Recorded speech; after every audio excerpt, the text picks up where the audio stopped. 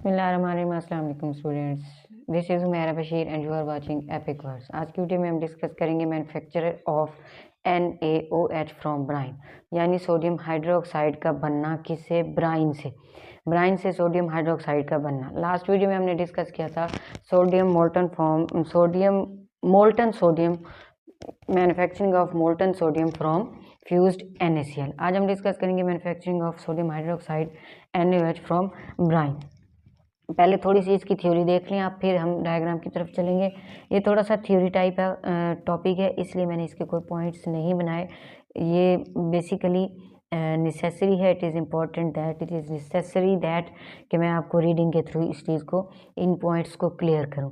On industrial scale में caustic soda, जिसे हम सोडियम हाइड्रोक्साइड भी कहते हैं, NaOH, is produce in a Nelson cell by electrolysis of aqueous solution of sodium chloride is called brine. Brine basically क्या है? Bryan basically एक procedure है, एक प्रोसेस है, उसको उसने ब्राइन का नाम दिया है। वो ये कहता है इंडस्ट्रियल स्केल पे सोडियम हाइड्रोक्साइड का बनना, कास्टिक सोडा का बनना या NaOH का बनना, तीनों एक ही चीज़ें हैं।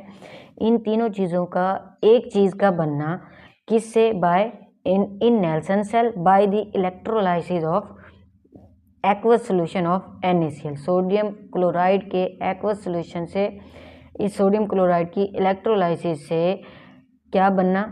NaOH का बनना, सोडियम हाइड्रोक्साइड का बनना, कास्टिक सोडा का बनना is called Bryan.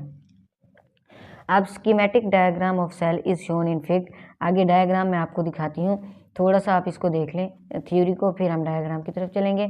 It consist of A steel tank. ये जो ब्राइन का प्रोसेस है, या ऐसे समझ लें ये जो डायग्राम है, ये स्टील टैंक पर मुश्तमिल होता है। In which graphite anode is suspended in the centre of U shaped.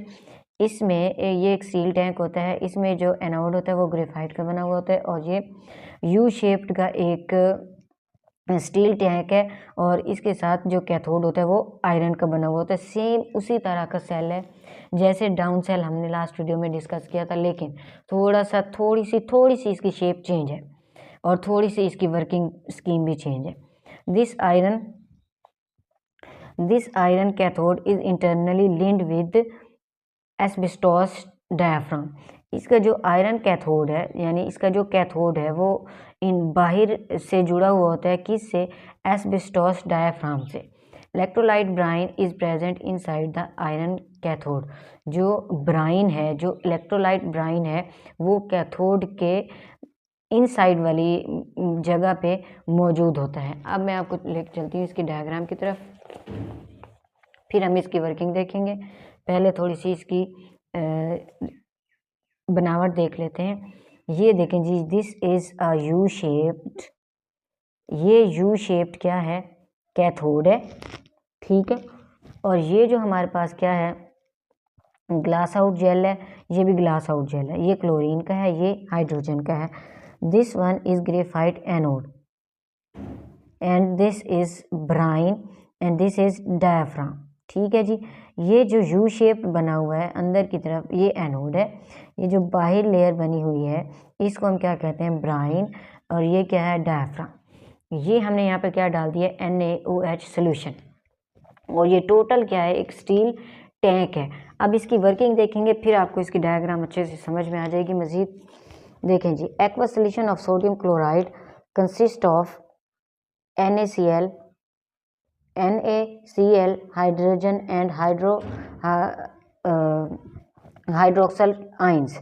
Aqueous solution में सोडियम क्लोराइड है, और ये सोडियम क्लोराइड किस चीज़ पे कंसिस्ट करता है? Na पे, यानी आइंस पे। वो सोडियम के आइंस हैं, वो क्लोरीन के भी आइंस हैं, वो हाइड्रोजन के भी आइंस हैं, वो हाइड्रोक्सल आइंस भी हैं।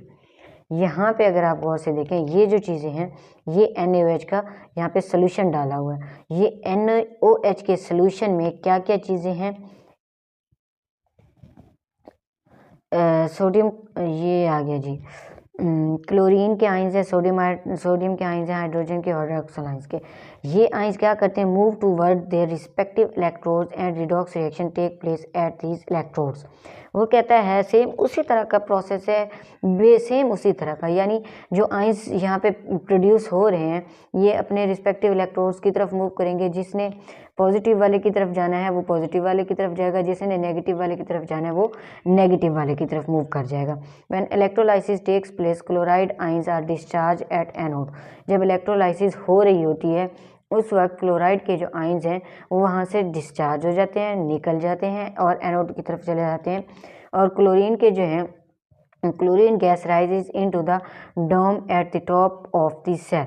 और क्लोरीन की जो क्लोरीन गैस जो है ये ऊपर की तरफ निकल जाती है और ये यहाँ से ये क्लोरीन गैस आउट लेता है।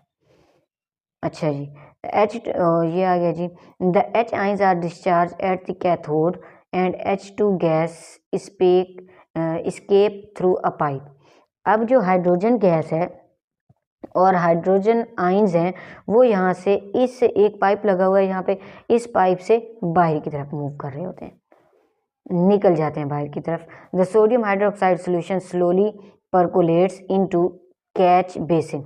ये जो सोडियम हाइड्रोक्साइड है NaOH का सोल्यूशन है, यहाँ पे जो डाले थे ना हमने आइंस, उस आइंस ने क्या किया, यहाँ से क्लोरीन के आइंस निकलते निकलते ये यहाँ से निकल गए, हाइड्रोजन के आइंस यहाँ से निकल गए, बाकी बच क्या गया यहाँ पे NaOH जो प्योर सोडियम हाइड्रोक्साइड है वो यहाँ नीचे पेंदे में बैठ जाती है। फिर हम इसको बाद में एक बेसिन टाइप ये परकोलेट बना हुआ है इस पे बैठ जाता है ये सोल्यूशन, फिर हम इसको बाहर निकाल लेते हैं। ब्राइन आइंस वही सेम उसी तरह, कैथोड का रिएक्शन फिर एनोड का रिएक्शन, सोडियम क्लोराइड ये टूट गया जी, फिर ये ऑक्सीडेशन हुई तो क्लोरीन बन गया, फिर रिडक्शन हुई तो ये हाइड्रोजन बन गया। और फिर ये अगर ओवरऑल रिएक्शन देखें तो ये सोडियम क्लोराइड प्लस 2H2O, ये H2 प्लस Cl2 और ये NaOH बन गया। थोड़ा सा इस तरह रेगुलरली और थॉरोली बोलते हुए थोड़ा सा ज़ुबान जो है हमारी ज़ुबान इधर उधर फिसल जाती है तो थोड़े से वर्ड्स जो हैं वो इधर उधर हो जाते हैं, उसके लिए माजरत।